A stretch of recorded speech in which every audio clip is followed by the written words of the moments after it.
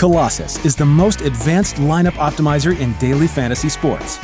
Lock and exclude players. Adjust player exposure to reduce risk of injury or poor performance. Customize individual projections or upload your own projections. Generate hundreds of optimal lineups in seconds. Name and save the best lineups. Create winning lineups for the top sites like DraftKings and FanDuel for free at dailyfantasycafe.com. Hello and welcome to the Injury Report NFL podcast, first one of the season. I'm Big Italy 42 here, talking about some injuries, some potential impacts. I'm obviously going to be focusing mostly on just skill players. If there's a significant defensive player out, someone else of that nature, then obviously I'll be highlighting that, a J.J. Watt type of player, Richard Sherman, a type like that. But for the most part, it's going to be all offensive players, wide receivers, tight ends, you name it. So I'm going to go down the list, A to Z, of all these, everyone who I'm looking at that has issues and whether they're going to be going, whether they're not going to be going. So we'll go ahead and get started off here at first with the Arizona Cardinals. Looks like for week one, only main concern we have here is Michael Floyd. He's got some dislocated fingers. They're saying that obviously we'll know a little bit more. This podcast recorded on Monday.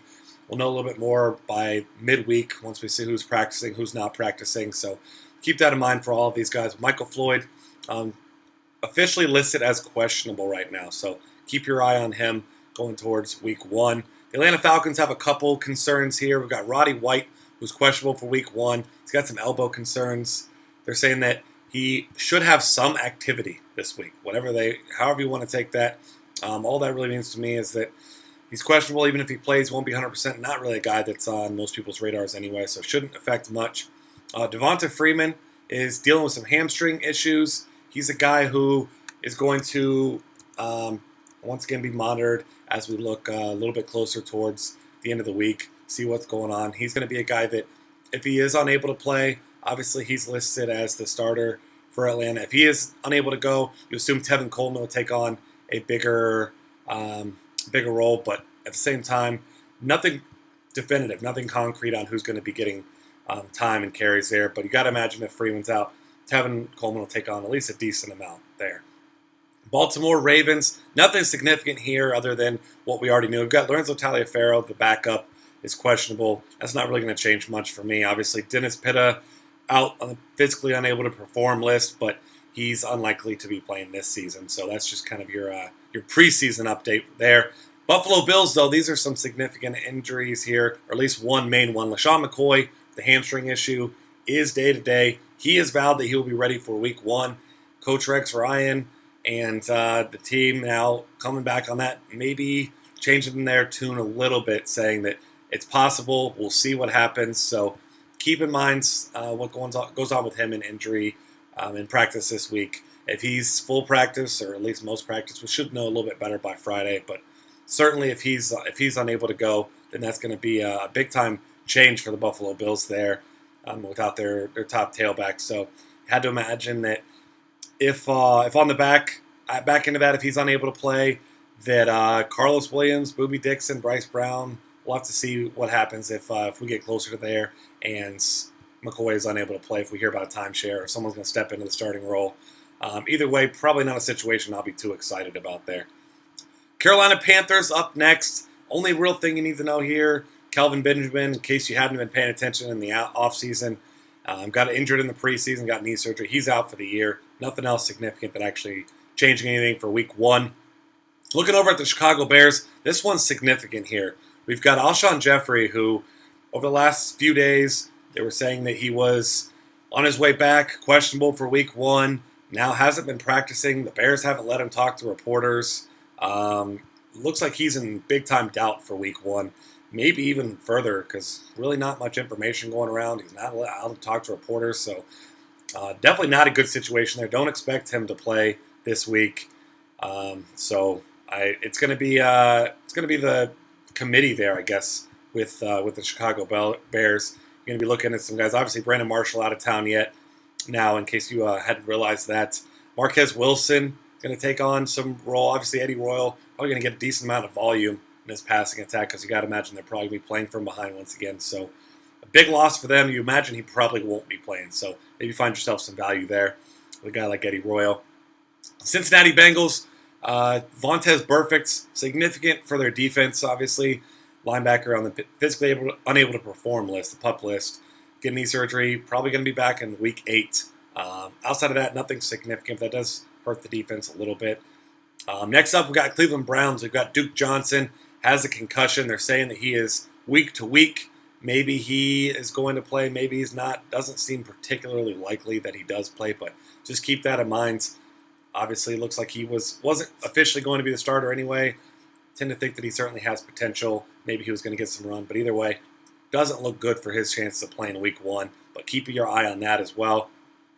Dallas Cowboys side, nothing significant there other than Orlando Scandrick being out for the season. Obviously, that's not changing anything for us week 1.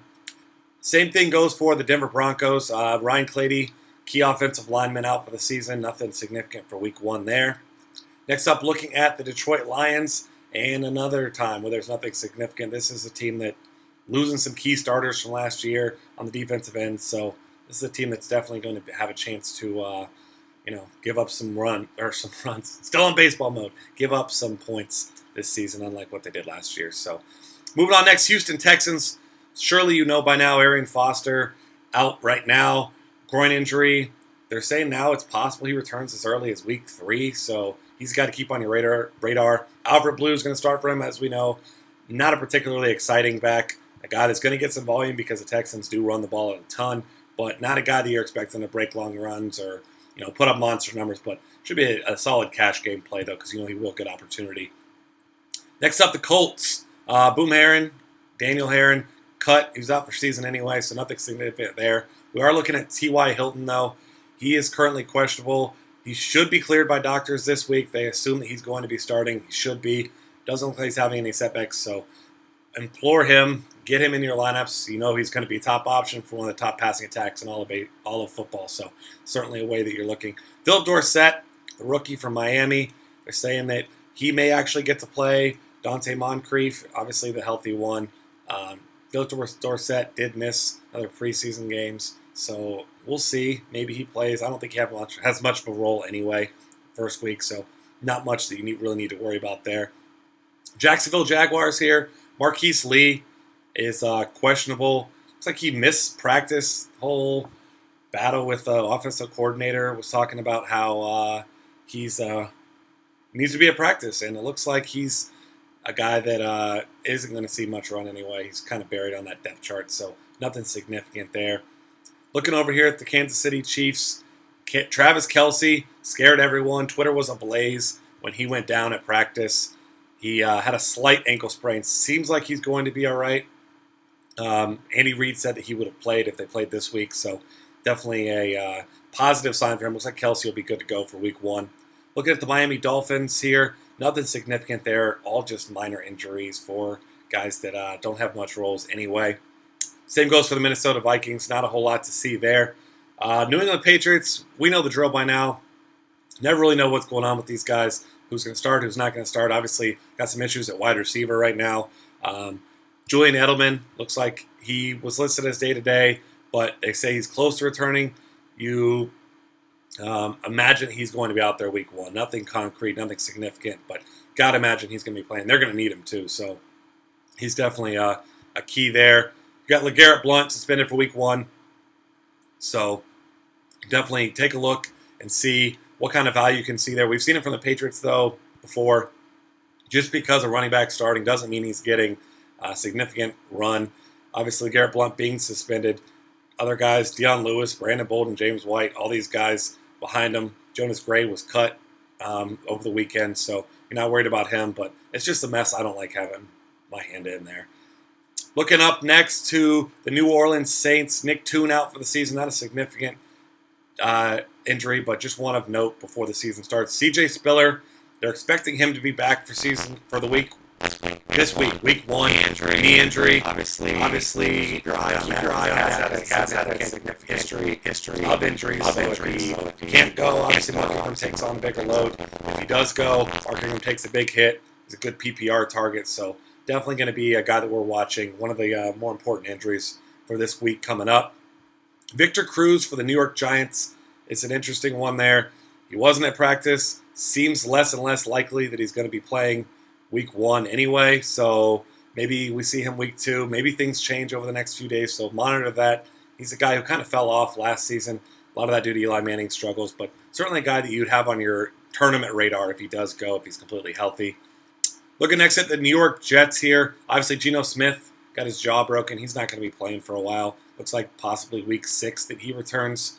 Hard to say what's going to be going on there. Jeremy Curley, a wide receiver for them, is week to week. May not even make the team. Not a significant injury, but really the only other injury on the offense. Jason Morrow, unfortunately, out for the season with a shoulder injury, so not going to be looking at him. Skipping the Oakland Raiders, nothing to see there. Really nothing to see either on the Philadelphia Eagles side except for Zach Ertz. Doesn't look like he's going to play week 1. Looks very doubtful. So maybe we see that Brent Selleck going to take a big boost. And, I mean, he's a nice value play if Ertz is unable to play, which it doesn't look like he will. So if you need a cheap guy, Selleck might be a decent way to go in that passing attack. Pittsburgh Steelers, Martavis Bryant, obviously suspended. He's out for a couple weeks. Marquise Pouncey, the center, is out for quite a while. Maybe he's out back on the 12th. They're saying week 12 potentially. Of course, Le'Veon Bell suspended. He's not playing the first 2 weeks. So a lot of injury concerns there. Looks like D'Angelo Williams should be the primary back there this week. Who knows how many carries he gets, how much volume he gets, but keep your eye on that situation. Interesting one for the Chargers, of course. Another one of these tight end battles. Antonio Gates is suspended for the first 4 weeks. Obviously, with him being out, you got Ladarius Green is going to be the main guy there, getting his opportunity. We all know everyone loves him, his measurables, everything looking like he is a future stud. So we'll see if he can produce in the 4 weeks while he's out, but certainly has more value while Antonio Gates is out. Seattle Seahawks here, not a whole lot significant here. Robert Turbin out for the season. That's really all you need to see. Nothing that's going to change anything for them week 1 or anytime soon. Same goes for the San Francisco 49ers. St. Louis Rams running back situation is going to be interesting. We've got Todd Gurley, who's week to week. Seems like he's on the wrong side of returning soon. He's already been ruled out for week 1. We'll see how soon he comes back anyway. And then you got Trey Mason behind him. He's listed as questionable, but Jeff Fisher said he is doing good in his recovery, so maybe he gets on. But you're going to see Benny Cunningham quite a bit, especially if both these guys are out. He could be a nice value for you. Tampa Bay Buccaneers for week 1, nothing significant except for their number 1 wide receiver, Mike Evans. They say that he's not going to play. He didn't play the rest of the preseason. He doesn't seem like there's much concern for him week 1 either. He's officially listed as day-to-day. You expect him to play, so don't worry about that. Next up, Tennessee Titans. David Cobb not going to be back till week 10, so obviously he's taking a hit. They don't really know what's going on at wide receiver or running back. No one likes Bishop Sankey. No one wants any of these other guys to play. That's just a mess. Not much of an offense anyway, so really nothing that I'm looking at. Robert Griffin for the Washington Redskins, as we know, been benched now. He's not going to start, and he made the team. He's probably not going to play anyway, but might even be the number 3 quarterback, so we'll see how long he even remains in Washington. Like I said, make sure you check into these injuries throughout the week, Wednesday, Thursday especially. Check back in. You can always find us on Twitter if you've got any questions at DF Cafe. I'm at BigItaly42, and we'll be back next week with another injury report after week 1.